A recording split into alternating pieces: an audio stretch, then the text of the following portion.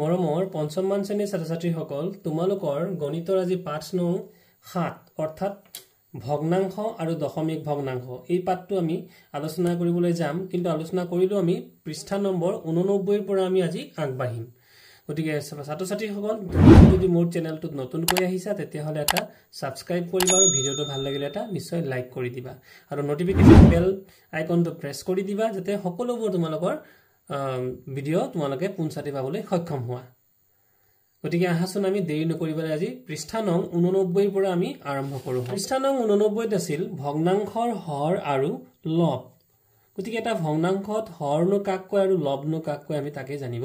লাগে তো ভগ্নাংশটো লৈ মন কৰা এটা ভগ্নাংশ দিয়া হৈছে কিমান বাৰ এটো হৈছে 5/3 ইয়াৰ 3 টুক লব অৰ্থাৎ ওপৰত যোনটো আছে তাক কি বুলি কোৱা হয় লব মন কৰিবা আৰু তলত থকা মানে সংখ্যাটো কোৱা হ'ব হৰ গতিকে 5 টো হৈছে ইয়াত হৰ গতিকে অৰ্থাৎ মানে এই চিত্ৰটো লৈ চোৱা 3 হৈছে লব আৰু 5 হৈছে হৰ ইয়াৰ অৰ্থ হ'ল বস্তু এটা থুপ এটাৰ 5 ভাগ কৰি আমি 3 ভাগ লোৱা হ'ল যিকোনো এটা থুপ আমি কেই ভাগ কৰিছো 5 ভাগ কৰিছো আৰু লৈছো কেই ভাগ 3 ভাগ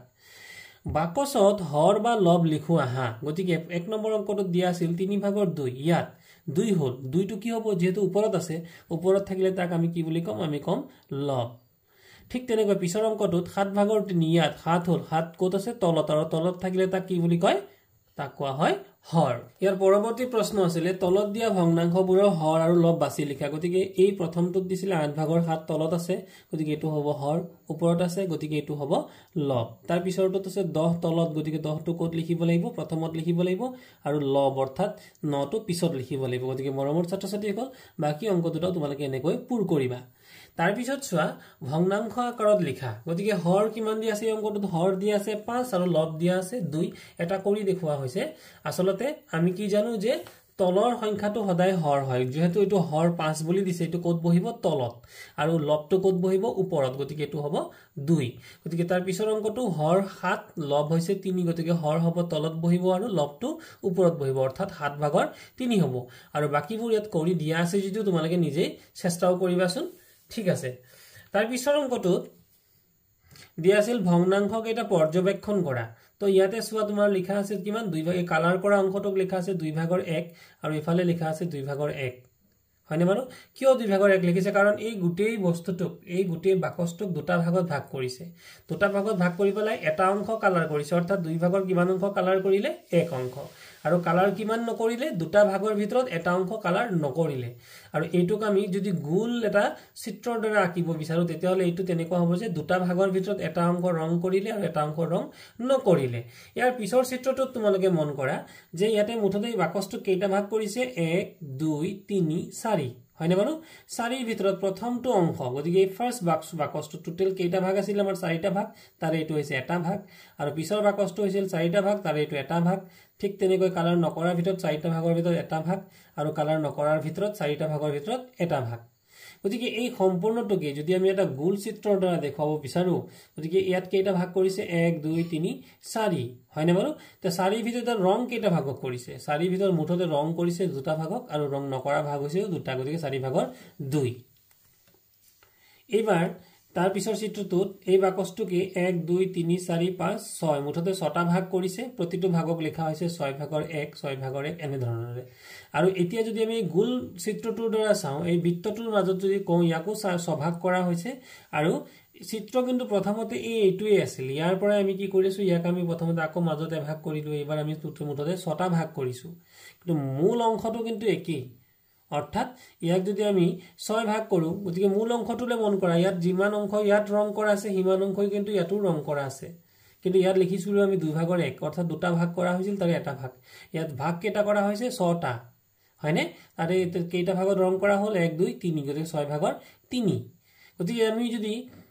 ইয়াৰ পিছৰটো ঠিকদৰে মন কৰো যে 8/1 8/1 অৰ্থাৎ ঘৰটোক কেইটা ভাগ কৰা হৈছে 8টা তাৰে প্ৰতিটো ভাগত ৰং কৰিছে এটা এটা ভাগক গতিকে মুঠতে 4টা ভাগ ৰং কৰিছে 8/1 8/1 প্ৰতিটো ভাগকে আমি 8/1 বুলি লিখিম কিন্তু ইয়াত তোমালোকে যদি এই চিত্ৰটোত মন কৰা গতিকে মুঠতে 1 2 3 4 5 6 7 8টা ভাগ কৰিছে তাৰে 4টা ভাগত ৰং কৰিছে গতিকে এতিয়া তোমালোকে মূল চিত্ৰটোৰ লগত যাই চোৱা আমাৰ ৰং কৰা অংশ ইয়াতকৈ বাৰু বেছি হৈছে নেকি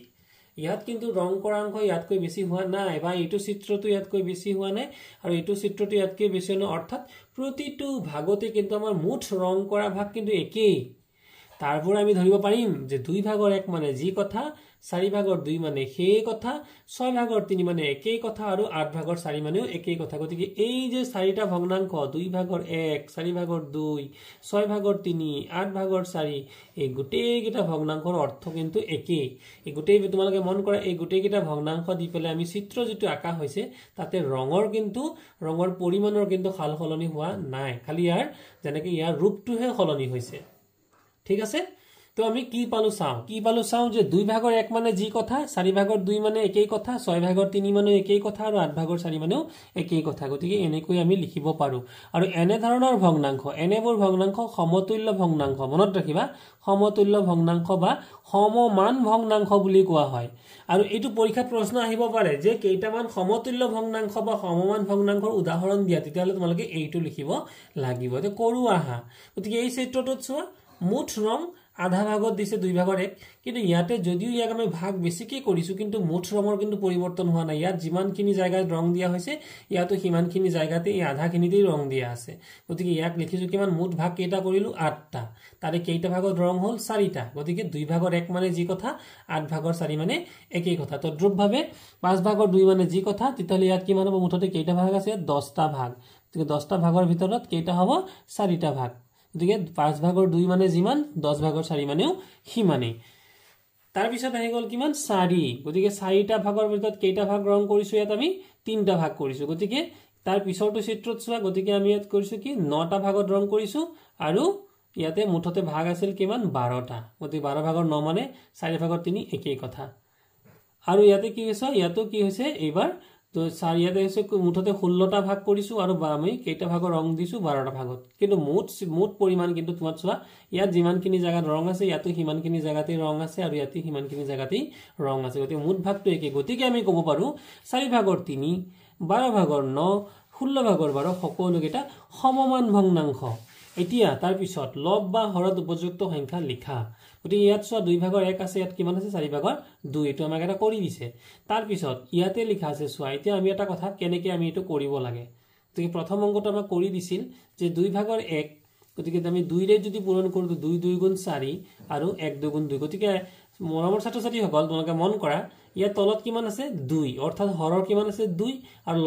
লব হৈছে 1 গতিকে লব আৰু হৰ দুইটাৰ লগত আমি প্ৰথম কিমান পূৰণ কৰিছো 2 2 2 গুণ 4 আৰু 1 2 গুণ 2 তাৰ পিছত আকৌ 2 ভাগৰ 1 গতিকে হৰ 2 লব 1 এইবাৰ প্ৰতিটোত আমি কি পূৰণ কৰিছো 3 পূৰণ কৰিছো 2 3 গুণ 6 1 3 গুণ 3 তাৰ পিছত আকৌ 1 2 ভাগৰ 1 গতিকে 2 ভাগৰ 1ক প্ৰতিটোৰে 4 ৰে পূৰণ কৰিছো গতিকে 4 1 গুণ 4 আৰু 4 2 গুণ 8 গতিকে 4 ভাগৰ 2 6 ভাগৰ 3 আৰু 8 ভাগৰ 4 এই সকলোবোৰ কি হ'ব সমমান ভগ্নাংশ এয়া হৈছে সমমান ভগ্নাংশ উলিওৱাৰ এটা পদ্ধতি গতিকে আমি ইয়াৰ পিছত আকৌ সমমান ভগ্নাংশ আমি উলিয়াব লাগিব গতিকে মৰমৰ ছাত্ৰ-ছাত্ৰীসকল 2 নম্বৰ অংকটোলৈ মন কৰা ইয়াত কিমান আছে 3 আৰু 6 গতিকে 3 ৰ নেউতা যদি মাতো 3 গুণ 3 3 2 গুণ 6 অৰ্থাৎ কিমান পূৰণ কৰিলে ইয়াৰ লগত আমি 2 গুণ মানে 2 পূৰণ কৰি গতিকে 7 ৰ লগতো তোমালোকে 2 পূৰণ কৰিব লাগিব 7 2 গুণ কিমান হ'ব 14 গতিকে খালি ঠাইত হ'ব 14 তাৰ পিছৰ অংকটোত চোৱা 3 নম্বৰটোত 4 লগত আমি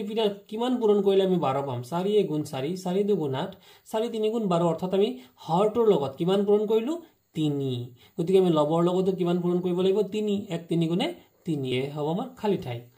তাৰ পিছৰ অংকটোত ইয়াত লিখিলো আমি 5 ভাগৰ 2 হৰ বা লব দুইটাৰ ভিতৰত মন কৰিবা আমি কোনটো দিয়া আছে আমাক দিয়া হৈ আছে লবটো গতিকে আমি এই 2 ৰ লগত কিমান পূৰণ কৰিলে আমি 4 পাম 2 গুণ 2 2 2 গুণ 4 অৰ্থাৎ 2 গুণ মানে আমি লবৰ লগত কিমান পূৰণ দিছো 2 গতিকে আমি হৰৰ লগতো আমি 2 পূৰণ দিব লাগিব গতিকে 5 2 গুণ 10 এইবাৰ চোৱা ইয়াত কিমান দিয়া আছে 15 অৰ্থাৎ 5 2 গুণ 10 5 3 গুণ 15 গতিকে 2 3 গুণ কিমান হ'ব 6 এনেদৰে আমি খালি ঠাইবোৰ পুৰাব লাগিব তাৰ পিছত 5 নম্বৰ অংকটোত চোৱা 4 ভাগৰ 3 গতিকে আমাৰ এইটো দিয়া আছে নে নাই কোনটো দিয়া আছে লব দিয়া আছে 3 লগত কিমান পূৰণ কৰিলে 12 হ'ব 3 গুণ 3 3 2 গুণ 6 3 3 গুণ 9 3 4 গুণ 12 গতে 4 পূৰণ দিব লাগিব 3 যদি আমি 4 পূৰণ দিও মানে অৰ্থাৎ ওপৰত কি আছে 3 মানে লবটো কিমান পূৰণ দিছো 4 হয়নে বাৰু তো তলৰটুকু কিমান পূৰণ ইয়াত যদি 4 পূৰণ দিও ইয়াতো 4 পূৰণ দিব লাগিব 4 4 গুণ কিমান হ'ব ইয়াত 16 তাৰ পিছত 4 লগত কিমান পূৰণ দিলে 5 20 পাম 4 5 গুণ 20 অৰ্থাৎ ইয়াত কিমান পূৰণ দিছো 5 ইয়াত 5 দিলে ওপৰটো 5 5 3 গুণে 15 এনেকৈ আমি খালি ঠাইবোৰ পুৰাব লাগিব তো এইবাৰ মৰমৰ ছাত্ৰ-ছাত্ৰী হল ছবিৰ সহায়ত 3 ভাগৰ 1ৰ সমতুল্য ভগ্নাংশ অঙ্কন কৰি দেখুৱা আমাক কিমান কৰিব দিছে 3 ভাগৰ 1 গতিকে আমি ছবিৰ সহায়ত কৰিব লাগে গতিকে আমি কেনেকৈ কৰিব পাৰিম যদি আমি এটো দুটা এটা সমান আকৃতিৰ বাকচ ললো এটো এটা বাকচ ললো বাকচ লৈ বলে আমি এক তিনটা ভাগ কৰিলো সমান ভাগত ঠিক সমান ভাগত আমি এটো ৰং কৰি দিলো এটা ভাগত গতিকে এটো আমাৰ হৈ গল কিমান 3 ভাগৰ 1 ইয়াৰ পিছৰ বাকচটো যদি আমি সমান আকৃতিৰ বাকচ এটা লওঁ আৰু ইয়াকো যদি আমি প্ৰথমতে 3 ঠাই যদি 6টা ভাগ কৰি দিও তেতিয়া কি হ'ব প্ৰথমতে আমি এনেকৈ 3টা ভাগ কৰি ললো এই 3 ভাগক যদি আকৌ আমি এনেকৈ সমানে সমানে আকৌ ভাগ কৰি দিও তেতিয়া হলে এটো কিমান হৈ যাব 6টা ভাগ অৰ্থাৎ আমি 6টা ভাগৰ ভিতৰত আগত কৰাৰ দৰে আমি ইয়াক যদি এনেকৈ ৰং কৰো অৰ্থাৎ আমি 6টাৰ ভিতৰত কেইটা ভাগ ৰং কৰিলো অৰ্থাৎ 6 ভাগৰ 2 অংশ ৰং কৰিলো গতিকে 3 ভাগৰ 1 আৰু 6 ভাগৰ 2 কি হ'ব সমমান ভগ্নাংশ বা সমতুল্য ভগ্নাংশ ইয়াৰ পিছত আমি কৰি দেখাব লাগে এইখিনি 2 1 গুণ 2 2 3 গুণ 6 3 পূৰণ কৰিছো 1 3 গুণ 3 2 ৰ লগত 5 পূৰণ কৰিছো 2 5 গুণ 10 এটো হ'ব 1 5 গুণ 5 মানে এটা এটা এৰি পেলাই কৰিব লাগিব যেহেতু 5 পূৰণ কৰিলে আমি 6 ৰে পূৰণ নকৰো গতিকে 2 7 গুণ কিমান 14 আৰু 1 7 গুণে কিমান 7 7 ৰে কৰিলো এবাৰ 8 নকৰো এবাৰ কি হেৰে কৰিম 9 ৰে 2 9 গুণ 18 আৰু 1 9 গুণ 9 হৈ গল 9 ৰে কৰিলো এবাৰ 10 ৰে নকৰো কিমানৰে কৰিম 11 গতিকে 2 11 গুণে 22 আৰু 2 1 11 গুণে 11 এয়া হৈ গল আমাৰ প্ৰথমটো খালি ঠাই পূৰ কৰা দ্বিতীয়টো আছিল 4 ভাগৰ 1 4 2 গুণে 8 এ 2 পূৰণ কৰিলো গতিকে 1 2 গুণে 2 4 3 গুণে 12 অৰ্থাৎ 3 পূৰণ কৰিছো ইয়াতো 3 পূৰণ কৰিব লাগিব 3 গুণে 3 4 4 গুণে 16 1 4 4 গুণে 16 হৈ গল ইয়াতো 1 ৰে কিমান কৰিব 1 4 গুণে 4 হ'ব তাৰ পিছত এবাৰ 20 হৈ গল 4 5 গুণে 20 ইয়াতো 5 পূৰণ কৰিব লাগিব গতিকে 5 1 গুণে 5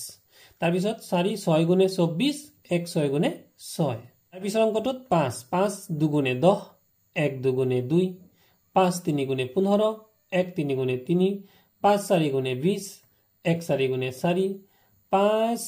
5 গুণ 25 আৰু 1 5 গুণ 5 5 6 গুণ 30 আৰু 1 6 গুণ 6 এ হ'ব আমাৰ তাৰ পিছৰ খালি ঠাই আৰু ডি নম্বৰ খালি ঠাই আছিল 7 ভাগৰ 1 অৰ্থাৎ 7 3 গুণ 21 3 ৰে পূৰণ কৰিলো 1 3 গুণ 3 7 4 গুণ 28 1 4 গুণ 4 7 5 গুণ 35 1 5 গুণ 5 7 6 গুণ 42 1 6 গুণ 6 7 7 গুণ 49 আৰু 1 7 গুণ 7 এয়া হৈ গল আমাৰ সমতুল্য ভগ্নাংশ এবাৰ আমি মৰমৰ ছাত্ৰ-ছাত্ৰীসকল আলোচনা কৰিম দশমিক ভগ্নাংশৰ বিষয়ে এবাৰ আহিল দশমিকৰ ধাৰণা তলৰ ভগ্নাংশবোৰলৈ মন কৰা কিমান দি আছে 10 ভাগৰ 7 10 ভাগৰ 3 100 ভাগৰ 18 1000 ভাগৰ 29 অৰ্থাৎ 1000 ভাগৰ 29 এই ভগ্নাংশসমূহৰ হৰবোৰ কি কি আছে 10 100 1000 ইত্যাদি হৰ মানে কি তলত থকাটো এইটো তলত থাকিলে এইটো কি বুলি ক'ব হৰ আৰু ওপৰত থকাটো কি বুলি ক'ব লব যিবোৰ ভগ্নাংশৰ হৰবোৰ 10 100 1000 ইত্যাদি হয় তাক আমি দশমিক ভগ্নাংশ বুলি কোৱা হয়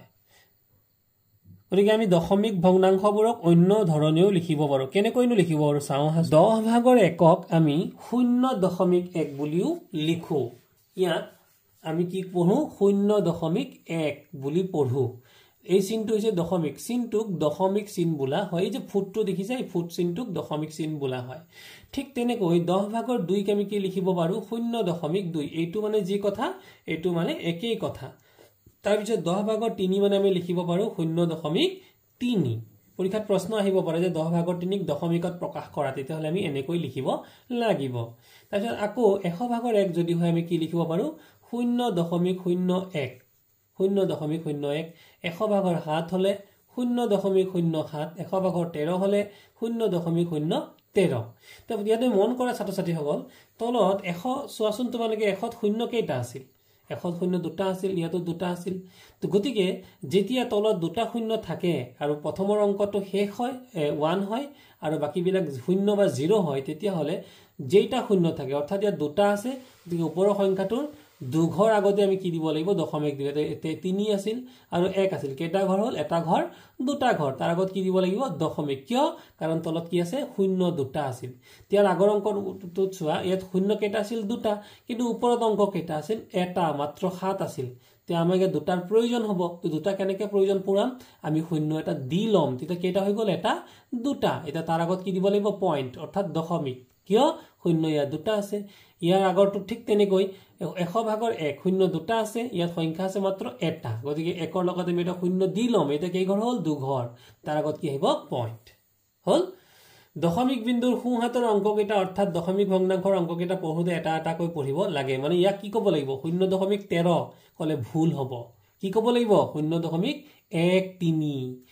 হয়নে বাৰু ইয়াক আমি 0.13 বুলি যদি কৈ দিও এটো কিন্তু ভুল হৈ যাব ক'ব লাগিব 0.13 দশমিকৰ পিছত এটা এটাকৈ হে পঢ়ে মানে 13 এনেকা জোৰা হিচাপত নপঢ়ে ঠিক আছে তাৰ পিছত চোৱা তালিকাখন পূৰ কৰো আহা তো 10/4 শূন্য কেইটা আছে এটা কেই ঘৰ আগত দশমিক বহিব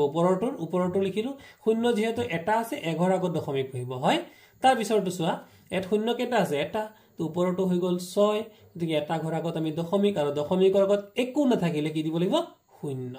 তাৰপিছত 3 শূন্য কেইটা আছে এটা গতিকে দশমিক আৰু একো দশমিকৰ আগত একো নাই তো কি দিব লাগিব শূন্য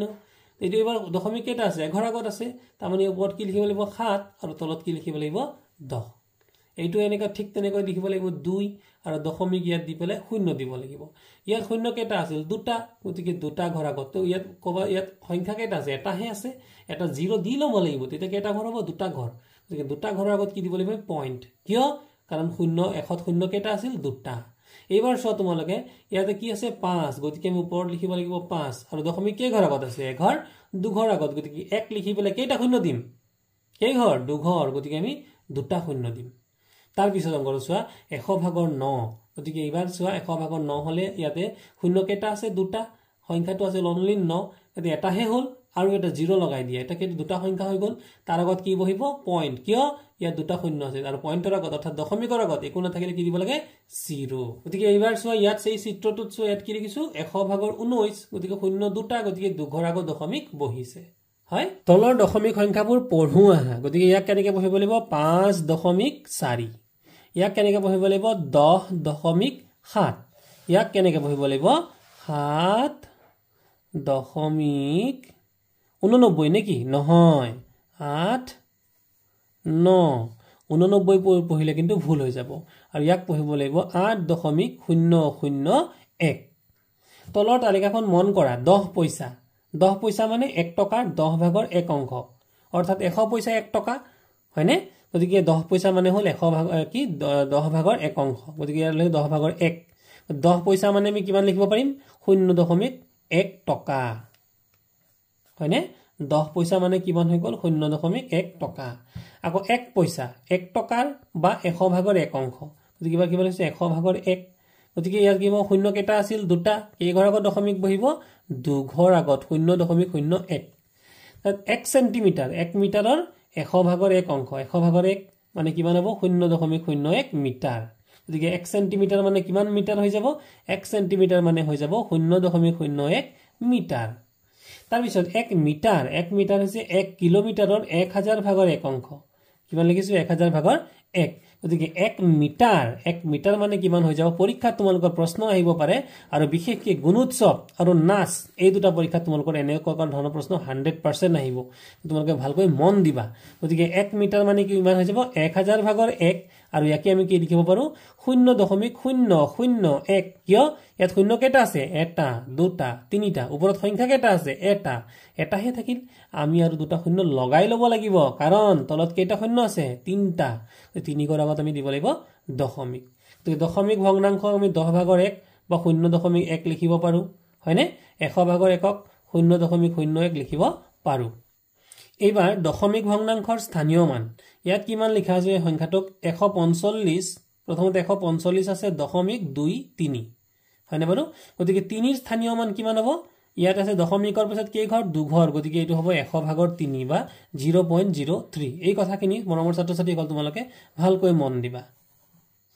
তাৰ পিছত আছিল 2 ৰ স্থানীয় মান হ'ব 10/2 ইয়াতে দশমিকৰ পিছত কেইটা ঘৰ আছে এটা গতিকে হ'ব 10 ভাগৰ 2 আৰু এটো হ'ব 0.2 তাৰ পিছত আছিল 5 গতিকে 5ৰ স্থানীয় মান কিমান হ'ব 5 * 1 গতিকে হ'ব 5 5ৰ স্থানীয় মান হ'ব 5 তাৰপিছতে 4ৰ স্থানীয় মান হ'ব স্থানীয় মান 4 * এটো একক এটো দহক গতিকে দহক কাৰণে কিমান পূৰণ দিব লাগিব 10 গতিকে 4 10 গুণ 40 তাৰ পিছত একৰ স্থানীয় মান হ'ব একক দহক শতক শতক হলে কিমান পূৰণ দিব লাগিব 100 গতিকে 1 100 গুণে 100 গতিকে 10 ভাগৰ 2 মানে 0.2 আৰু 100 ভাগৰ 3 মানে 0.03 10 ভাগৰ 2 অৰ্থাৎ 0.2 কি বুলি কয় 2 দশাংশ আৰু 100 ভাগৰ 3 0.03 কি বুলি কোৱা হয় 3 শতাংশ এই কথাখিনি তোমালোকে মন ৰাখিবা এবাৰ নিজে কৰো আহা এটো আছিল 10 ভাগৰ 5 গতিকে ইয়াকে আমি যদি দশমিকত প্ৰকাশ কৰো তেতিয়ালে কি হৈ যাব ইয়াত শূন্য কেইটা আছে এটা গতিকে আমি লিখিলো 5 আৰু দশমিক কেইটা ঘৰ আগত গহিব এটা ঘৰ আগত গতিকে দশমিকৰ আগত কোনো থাকিলে কি দিব লাগিব শূন্য পৰৱৰ্তী অংকটো কি হ'ব 100 ভাগৰ 7 গতিকে এটো কি হ'ব ইয়াত শূন্য কেইটা আছে দুটা গতিকে আমি কি কৰিব লাগিব 7 যদিও লিখো এটাহে সংখ্যা হল আৰু এটা শূন্য দি লব লাগিব তেতিয়া কেইটা হৈ গল দুটা তাৰ আগত কি দিব লাগিব দশমিক আৰু দশমিকৰ আগত একো নাথাকিলে কি দিব লাগে শূন্য হৈ গল মৰমৰ ছাত্ৰী হল তাৰ পিছৰটো কিমান হ'ব 1000 ভাগৰ 50 গতিকে ওপৰৰ সংখ্যাটোত কেইটা সংখ্যা আছে দুটা আমাৰ ইয়াত শূন্য কেইটা আছে 1 2 3টা গতিকে আমাৰ ঘৰ কেই ঘৰ আগত দশমিক বহাব লাগিব 3 ঘৰ আগত গতিকে দিব লাগিব শূন্য গতিকে এটা ঘৰ দুটা ঘৰ তিনটা ঘৰ তাৰ আগত আমি কি দিম দশমিক আৰু দশমিকৰ আগত একো নাই তাহলে কি দিব লাগিব শূন্য ঠিক আছে গতিকে এনেদৰে মৰমৰ ছাত্ৰী হল বাকিখিনি তোমালোকে কৰিবলৈ যত্ন কৰিবা আৰু মই এফ নম্বৰটো অকন কৰি দিছো গতিকে লিখা আছে কিমান 750 ওপৰত 750 আছে তলত শূন্য কেইটা আছে একৰ লগত তিনটা গতিকে 3 ঘৰ আগত 1 2 3 ঘৰ আগত ইয়াত দশমিক আৰু 0 গতিকে বাকি অংকখিনি এনেকৈ তোমালোকে কৰি পেলাবা বুলি আশা কৰিছো পেন্সিলৰ যোগ চাও আছে এখন আছে স্কেল হয়নে বাৰু এই স্কেলটো দি পেন্সিলটো দেখিছানে মন কৰিছানে এই পেন্সিলটো তোমালোকৰ জুখিব লাগে গতিকে আমি শূন্যৰ পৰা যদি জুখো কিমান হৈছেগে ইয়াৰ লগে হৈছে 2 এইটো হৈছে সেন্টিমিটাৰৰ যোগ 1 সেন্টিমিটাৰ 2 সেন্টিমিটাৰ আৰু 2 দশমিক এটো কিমান হ'ব 1 2 3 4 5 অৰ্থাৎ এটো হ'ব 2.5 মানে ইয়াৰ লগে 2 বাকিখিনি আমি দশমিকত লিখিব লাগিব পেন্সিল ডালৰ যোগ স্কেল ডাল চাই আমি কিমান দীঘল কোৱা 2 সেন্টিমিটাৰ আৰু 5 মিলিমিটাৰ নহয় নে গতিকে এটো হ'ব অৰ্থাৎ 2 সেন্টিমিটাৰ আৰু যেহেতু 5 মিলিমিটাৰ মানে ইয়াত মুঠতে কেইটা ঘৰ আছে 1 2 3 4 5 6 7 8 9 10 এটা সেন্টিমিটাৰৰ ভিতৰত 2 ৰ পৰা 3 লৈকে এটা সেন্টিমিটাৰ আৰু এটা সেন্টিমিটাৰৰ ভিতৰত মুঠতে কেইটা ঘৰ আছে 10টা ঘৰ এই 10টা ঘৰকে কোৱা হয় মিলিমিটাৰ গতিকে এই 10টা ঘৰৰ ভিতৰত আমি ইয়াত কেইটা ঘৰ পালো 1 2 3 4 5 অৰ্থাৎ আমি 10 ভাগৰ 5 মানে 2 সেন্টিমিটাৰ আৰু 10 ভাগৰ 5 সেন্টিমিটাৰ অৰ্থাৎ 2 সেন্টিমিটাৰ আৰু 10 ভাগৰ 5 মানে ইয়াত শূন্য কেইটা আছে এটা গতিকে দশমিক 1 আগত বহিব 0.5 সেন্টিমিটাৰ 2.5 সেন্টিমিটাৰ হ'ব গতিকে তালিকাখন পূৰ কৰো আহা এটো আছিল 10 ভাগৰ 2 এটো কৰি দিয়া আছে ইয়াক কি লিখিব লাগিব 0.2 এটো 0.3 লিখিয়ে দিছে এটো কি লিখিব লাগিব জানালে 10 ভাগৰ 3 হয়নে দশমিক যেটো এটা ঘৰ আগত এটো শূন্য হ'ব এটা এবাৰ তাৰ পিছৰটো তোমালোকে নিজে কৰিবা ঠিক আছে এটো 0.5 কিমান হ'ব 5 0.5 তাৰ পিছৰ অংকটোত 0.91 আমি কেনেকৈ লিখিব লাগিব 0.91 আৰু এটো সোৱা ইফালে মন কৰা দশমিক কেইটা ঘৰ আগত আছে এটা ঘৰ দুটা ঘৰ গতিকে 1 লিখি কেইটা শূন্য দিব লাগিব দুটা ঘৰ নহয় জানো গতিকে আমি দুটা শূন্য দিব লাগিব ওপৰত কি হ'ব 9 আৰু 1 হৈছে তাৰ পিছৰটো 0.5 কিমান হ'ব 0.54 তোমালোকে লিখিবা নিজে আৰু ইয়াত কি হ'ব 100 ভাগৰ 54 লিখিবা 0.05 ইয়াত কি লিখিব লাগিব 0.05 হয়নে ইয়াত অনলি 5 আছে গতিকে 5 আহিব আৰু তলত ইয়াত কেই ঘৰ আগত দশমিক আছে 2 ঘৰ গতিকে একৰ লগত কেইটা শূন্য হ'ব দুটা so dear students so I have solved this is and I have tried my level best to teach you the point about the point how we utilize the point গতিকে মৰমৰ ছাত্ৰী-ছাত্ৰীসকল দশমিক বুজাবৰ কাৰণে তোমালোকক মই চেষ্টা কৰিলো গতিকে যদি মোৰ ভিডিওটো তোমালোকৰ ভাল লাগিছে তোমালোকে লাইক কৰি দিবা আৰু বন্ধুবৰ্গৰ মাজত শেয়াৰ কৰি দিবা থ্যাংক ইউ